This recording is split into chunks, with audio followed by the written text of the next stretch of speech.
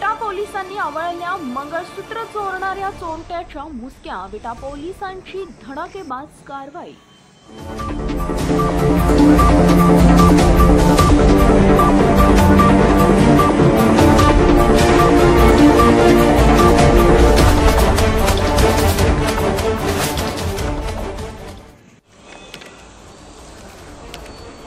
विटा police station येथे दिनांक 18/10/2023 रोजी घोटी खुर्द येथील फिर्यादी श्रीमती लक्ष्मी भरत कदम वय 73 वर्ष यांनी तक्रार दिली होती की त्यांचं बोरमाळ ही 2 अनोळखी आरोपींनी येऊन हिसडा मारून पळून गेल्याबाबत गुन्हा दाखल होता।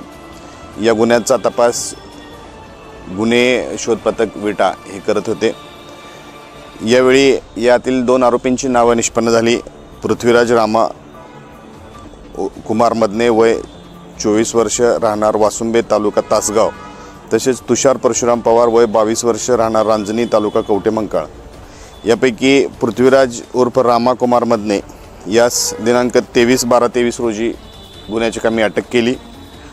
त्यावेळी या आरोपीने गुन्ह्याची कबुली देऊन या गुन्ह्यात चोरीस गेलेला मुद्देमाल तसेच चिखलहोळ येथील श्रीमती सुमन यशवंत सूर्यवंशी वय 71 वर्ष यांची ही सोन्याची बोरमाळ तसेच एक 7 ग्रॅम वजनाची सोन्याची षटकोनी मण्यांची माळ या आरोपींनी बळजबरीने चोरून नेलेली होती।